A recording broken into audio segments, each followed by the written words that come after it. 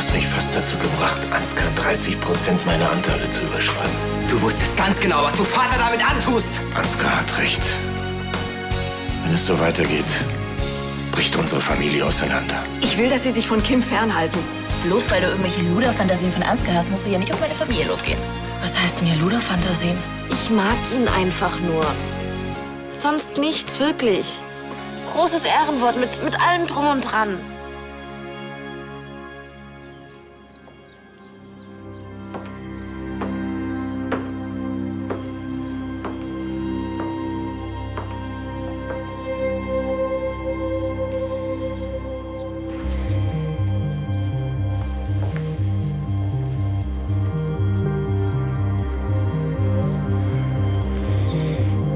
Worauf warten wir eigentlich, Papa?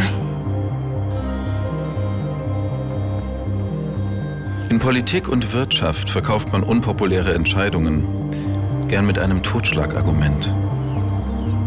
Man behauptet einfach, dass es keine andere Möglichkeit gibt. Du hast mir nie vertraut. Und ausgerechnet jetzt, nachdem ich dich belogen habe, kommst du an und tust so, als ob alles eigentlich deine Schuld wäre. Ich hab dich verraten, Vater. Ich habe versucht, hinter deinem Rücken die Firma an Ansgar zu verscheuern. Hast du das schon vergessen, verdammt nochmal? Ich hatte viel Zeit zum Nachdenken. Und eingesehen, dass auch ich Fehler gemacht habe.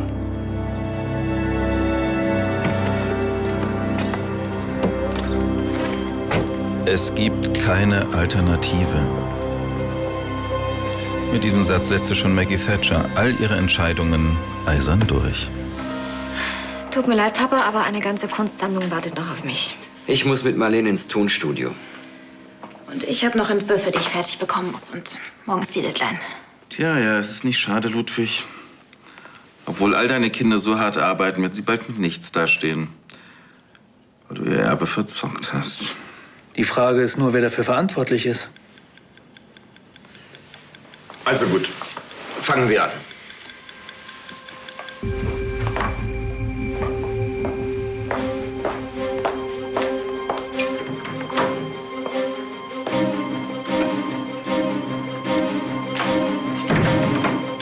Ich dachte, das ist eine Familienversammlung.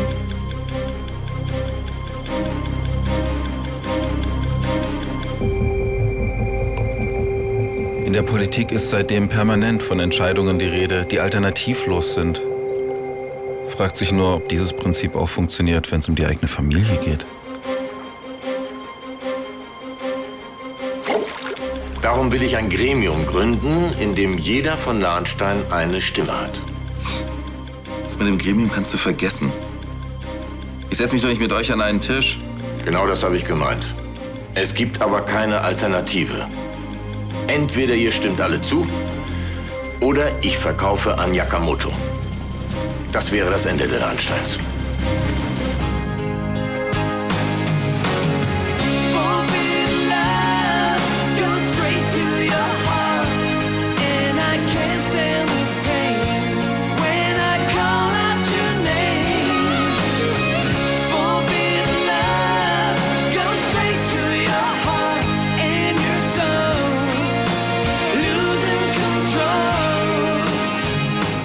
Ein Gremium.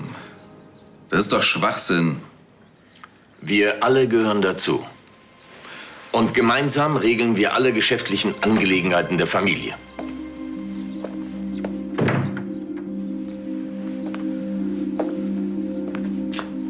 Guten Morgen. Familie? Und was macht er dann hier? Sebastian gehört genauso zur Familie wie du. Komm, setz dich bitte zu mir. Er wollte die Firma an Ansgar verkaufen, hinter deinem Rücken. Ja, damit hat er doch bewiesen, dass er ein bisschen Grips hat. Im Gegensatz zu eurem Vater könnte ich Yakamoto nämlich auszahlen. Sebastian wusste, dass ich damit nie einverstanden wäre. Es gab für ihn keine Alternative. Er wollte die Firma nicht opfern, sondern retten. Die Firma, die euch gehört. Besser konnte er nicht beweisen, dass er ein Lahnstein ist.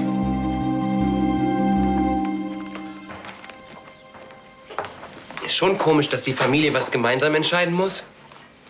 Weil normalerweise sind die untereinander eher so anti drauf. Da macht jeder sein eigenes Ding.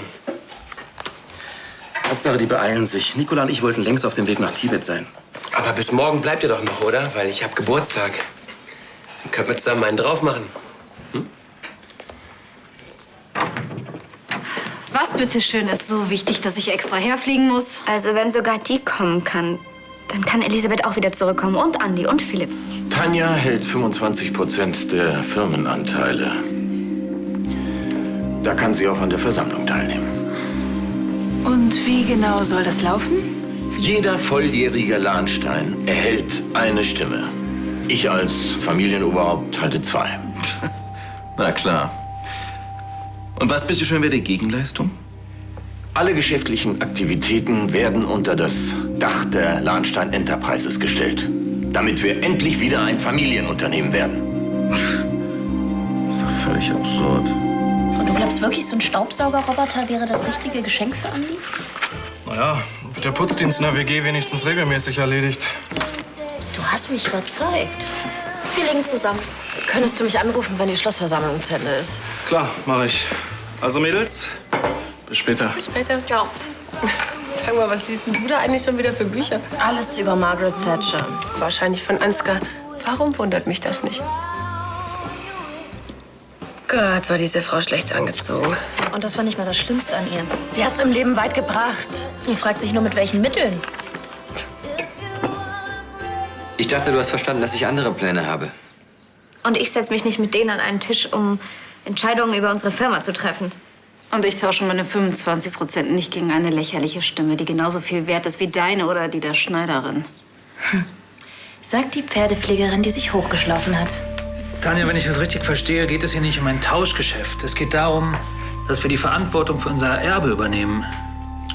Spätestens, wenn die Konventionalstrafe fällig ist, wirst du begreifen, dass eine Stimme im Gremium weit wertvoller ist als 25% einer bankrotten Firma. Dann fang doch mal an, mich zu überzeugen. Reicht es nicht, wenn nur ein Teil der Familie das Gremium bildet? Der Teil, dem man vertrauen kann? In einer Familie kann man sich nicht aussuchen, wer dazugehört. Okay, jeder Teil des Unternehmens bildet eine Säule. Und die stützen die ganze Konstruktion. Ja, solange bis die erste Säule bricht. Und dann stürzt die ganze schöne Konstruktion zusammen. Ach, Ansgar, auch deine kleine Bank hat unter dem Dach der Lahnstein Enterprises größere Überlebenschancen. Entscheidet euch. Es gibt keine Alternative.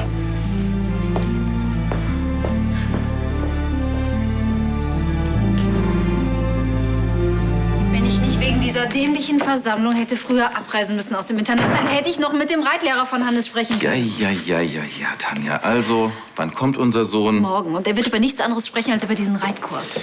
Ah, die Familienversammlung ist zu Ende. Du bist doch bestimmt sauer, weil sie dich auch ausgesperrt haben, oder? Also ich bin mit dem Firmenjet eingeflogen worden. Aber keine Sorge, eine Gesangseinlage haben sie nicht vermisst. Kimi, kommst du?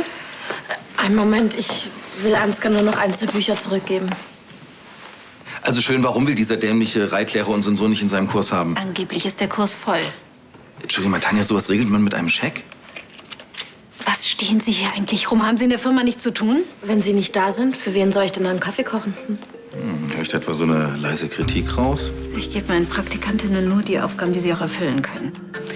Hier, der Reitlehrer ist Ben Kerman. Papa will so noch nicht enttäuschen, oder? Alles in Ordnung? Wie war die Familienversammlung? Hör zu, Kim, ich leite eine Bank. Ich habe einen Sohn mit Extrawünschen und ich bin ganz allgemein momentan nicht so zu Scherzen aufgelegt. Also, etwa für Tanja Kaffee kochen.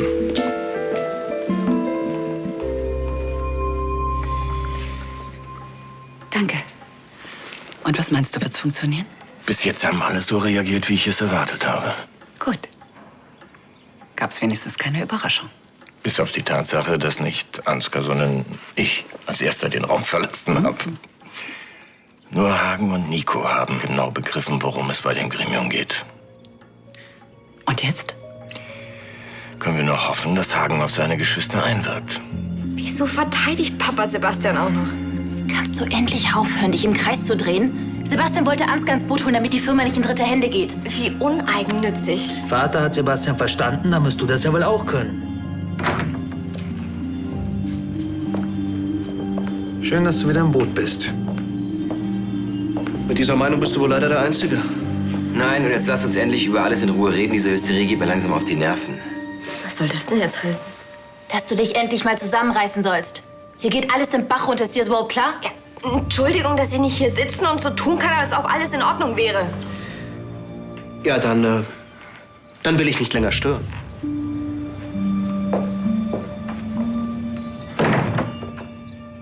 Wir können alles verlieren, Elisabeth. Alles. Du hast alles getan, was in deiner Macht stand. Jetzt geht es doch darum, ob die Familie genug Zusammenhalt besitzt, um die Krise zu bestehen. Und wenn nicht, haben wir es nicht anders verdient. Ich habe den ersten Stein geworfen und meinem eigenen Sohn misstraut. Wir alle lernen aus unseren Fehlern.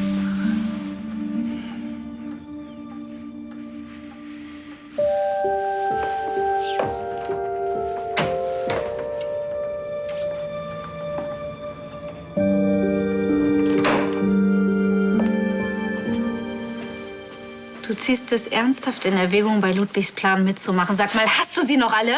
Unser gesamtes Vermögen steckt in dieser Firma. Willst du riskieren, dass wir alles verlieren? Nein, und genau deswegen müssen wir mit Ansgar verhandeln und nicht mit Ludwig. Und zwar bevor Yakamoto einmarschiert. Ansonsten haben wir die Hälfte von nichts. Tanja, es geht nicht darum zu verkaufen. Es geht darum, diese Firma zu erhalten. Sebastian, deine Familie will dich noch nicht mal dabei haben. Mein Vater hat mich um Verzeihung gebeten. Ich weiß nicht, welche rührenden Worte er dir in dein Ohr geflüstert hat, aber eins weiß ich. Er hat gelogen. Er handelt aus reinem Egoismus. Wenn du nicht in der Lage bist, dich wie ein Geschäftsmann zu verhalten, denk doch bitte wenigstens an dein Kind. Willst du ihm Schulden hinterlassen? Tut mir leid, dass wir die Reise immer wieder verschieben müssen. Hey, es ist deine Familie.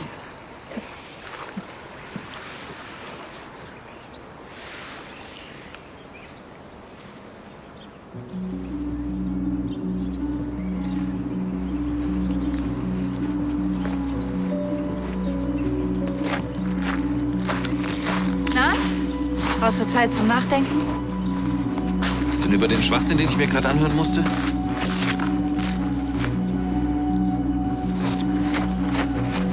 Ansgar, du willst die Firma doch auch nicht verlieren. Nico, ich besitze eine Bank. Und diese Bank hat Ludwig ein ziemlich gutes Angebot gemacht, das er leider vorgezogen hat, abzulehnen. Mehr kann ich für die Familie leider nicht tun. Doch, das kannst du. Denk an unseren Vater. Johannes hätte auch gewollt, dass wir alle an einem Strang ziehen. Oder glaubst du etwa, er würde es gutheißen, dass du noch nicht mal versuchst, Hannes' Erbe zu retten? Ich habe bereits seine Bank zurückgeholt. Ich habe mein Erbe bereits gerettet und das von Hannes auch.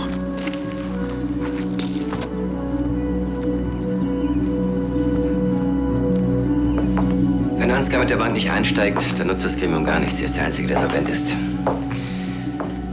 Ohne ihn stehen wir vor dem Aus. Und Ansgar wird nur einen lenken, wenn er keine andere Alternative sieht. Deswegen müssen wir alle Vater den Rücken stärken. Ich helfe gerne, aber ich steige nicht wieder Vollzeit in die Firma ein. Ich will Designerin werden. So ein Gremium, was soll ich damit? Mit uns Entscheidungen diskutieren, von deinem Standpunkt aus. Und wenn du Fragen hast, dann wird Papa sie dir bestimmt beantworten. Oder Sebastian. Vergiss es. Sag mal, glaubst du eigentlich, dass du im Interesse der Familie handelst, wenn du die Firma lieber Yakamoto überlässt, nur weil du nichts mehr mit Sebastian zu tun haben willst? Er wollte die Firma an Ansgar verkaufen. Das ist nicht wirklich besser. An Sebastians Stelle würde ich mich schämen, überhaupt noch über die Türschwelle zu treten. Er wollte uns alle verraten. Und jetzt setzt er sich so zu uns, als ob nichts gewesen wäre. Ich fasse es nicht. Ach komm schon, er ist dein Bruder. Ja, eben. Wir haben immer zusammengehalten, egal was war. Damals, als Papa plötzlich verschwunden ist und dann, als er Sebastian aus der Firma drängen wollte wegen Hahn, da habe ich mich vor ihn gestellt und ihn verteidigt. Und jetzt das. Du tust gerade so, als hätte er dich persönlich beleidigt. Ja, natürlich, er hat mein Vertrauen missbraucht. Helena, manchmal muss man auch verzeihen können. Sonst hätten wir beide übrigens auch nicht wieder zusammengefunden. Das war was anderes.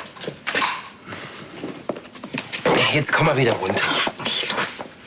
Weißt du denn, unter welchem Druck Sebastian stand, als er sich entschieden hat, so zu handeln? Man hat immer eine Wahl und jetzt hat er sich entschieden, also soll er mit den Konsequenzen leben. Ja, natürlich, das kann ich doch gut verstehen. Ja, Mr. Kerman, eine ganz andere Frage. Was verdienen Sie da eigentlich im Jahr? Schön. Jetzt sagen wir doch einfach mal, ich leg noch mal dasselbe auf den Tisch und Sie nehmen dafür meinen Sohn in den Kurs auf, ne? Wie klingt das? Hallo? Hallo? Was ist denn mit dem los? Vielleicht geht's dir nicht ums Geld. Was? Kim, hör zu, wenn ich deine Meinung will, dann frage ich dich, ja? Ja, das ist eine gute Idee. Ich kann Ihnen helfen. Ich bin gerade beschäftigt. Beschäftigt? Eher erfolglos. Sie haben keine Alternative. Bitte? Ja. Ach, jetzt verstehe ich. Du hast dieses Buch gelesen, diese Thatcher-Biografie. Ich mache Ihnen ein Angebot. Na, da bin ich aber mal gespannt. Wenn Ihr Sohn Carmens Kurs besuchen darf, dann bilden Sie mich aus. Ausbilden? Ja, ich will vom Besten lernen. Okay. Du hast das Buch gelesen? Es gibt keine zweite Chance.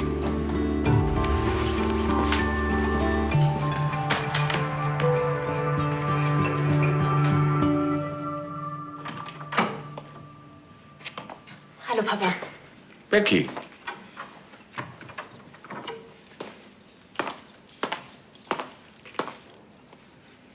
Ich habe nicht wirklich Ahnung von Geschäften. Und ich weiß auch nicht, ob ich wirklich Ahnung haben will. Aber ich will dich nicht im Stich lassen und etwas für die Familie tun. Also, ich bin dabei. Mit dieser Einstellung hast du bereits alles, was man als Mitglied des Gremiums braucht. Wie ich sehe, bin ich nicht der Erste. Tristan, komm, setz dich zu uns. Hör mir lieber erst mal zu.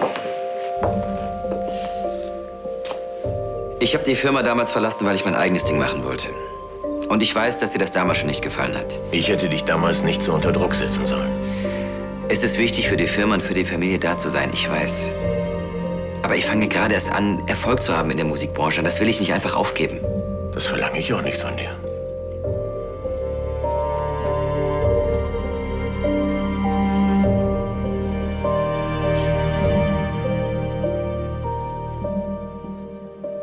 Wir werden wieder eine Firma. Mit verschiedenen Interessen und verschiedenen Geschäftszweigen. Und was heißt das konkret? Dass ich dem Gremium einen Vorschlag unterbreiten werde. Wir werden eine Tochterfirma gründen. Lahnstein Entertainment mit dir als Geschäftsführer. Klingt nicht schlecht. Warum hast du das getan? Erklär's mir. Ich habe keinen Geldgeber gefunden. Und diese Konventionalstrafe, die bricht uns das Genick. Das ist kein Grund, uns so in den Rücken zu fallen. Wenn wir die Strafe nicht zahlen, dann ist die Firma verloren. Und Ansgar ist ein Lahnstein. Außerdem hätten Tanja und ich die zweite Hälfte der Firma ja behalten. Das schien mir die beste Lösung. Also ging es dir doch nur um dich.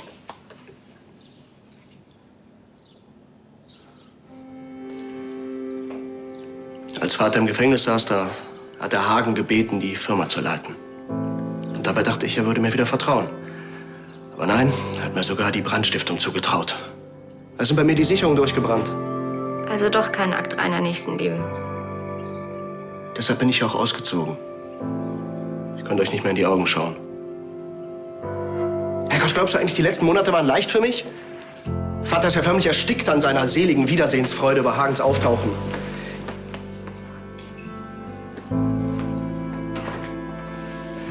War ich denn nicht immer da für euch? Für die Firma, für die Familie, ja, für unseren Vater? Trotzdem habe ich immer nur in der zweiten Reihe gesessen.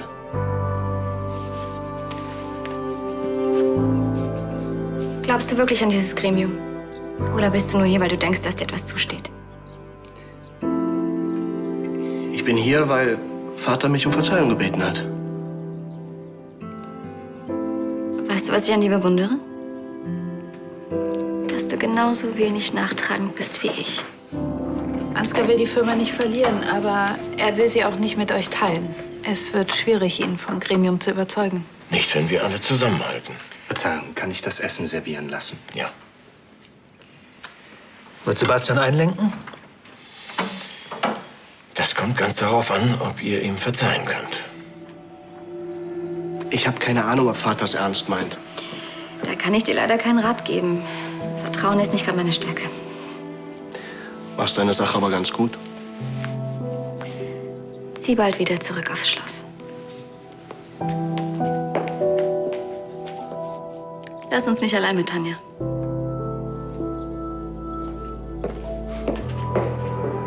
So, Kindchen, das muss reichen. Oder dein Pferd muss langsamer kauen. Dankeschön. Anna, du musst mir helfen. Willst du reiten lernen? Ich doch nicht. Aber Hannes, der Sohn von Ansgar, der will unbedingt in die Reitgruppe von diesem Körmen. Ja, und? Ja, du musst ihn für mich anrufen. Der Körmen will irgendwie den Hannes nicht dabei haben, obwohl Ansgar ihm schon sehr viel Geld geboten hat. Kim. Aber dieser Körmen ist wohl so einer, der sich von Geld nicht beeindrucken lässt. Ja, aber vielleicht ändert er ja seine Meinung, wenn er jemanden persönlich kennt. Und da dachte ich, dass du vielleicht mit ihm reden könntest. Kim, ich habe mich total mit Körmen gestritten wegen der Trainingsbedingungen in seinem Stall. Er hat am Ende sogar mit der Reitpeitsche nach mir geworfen. Wenn er meinen Namen hört, dann dreht er durch. Sorry.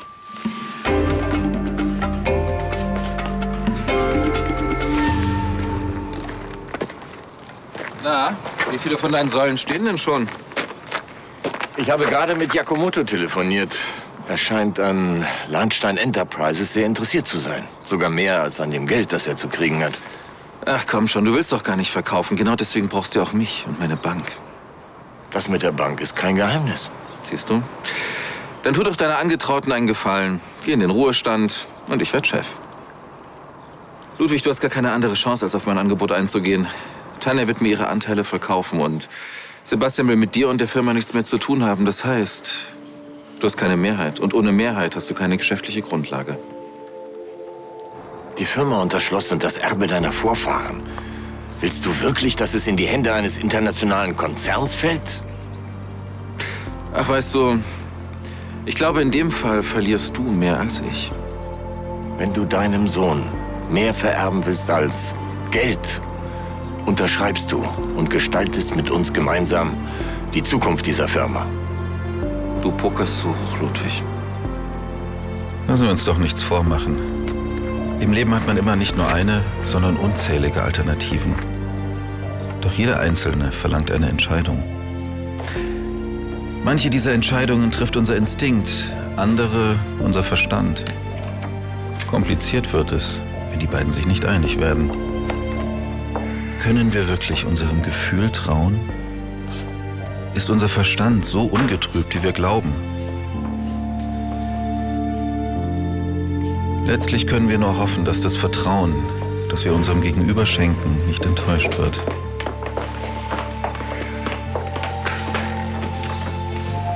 Aber wenn die Lemminge in ihr Unglück rennen, muss einer dem Wahnsinn die Stirn bieten.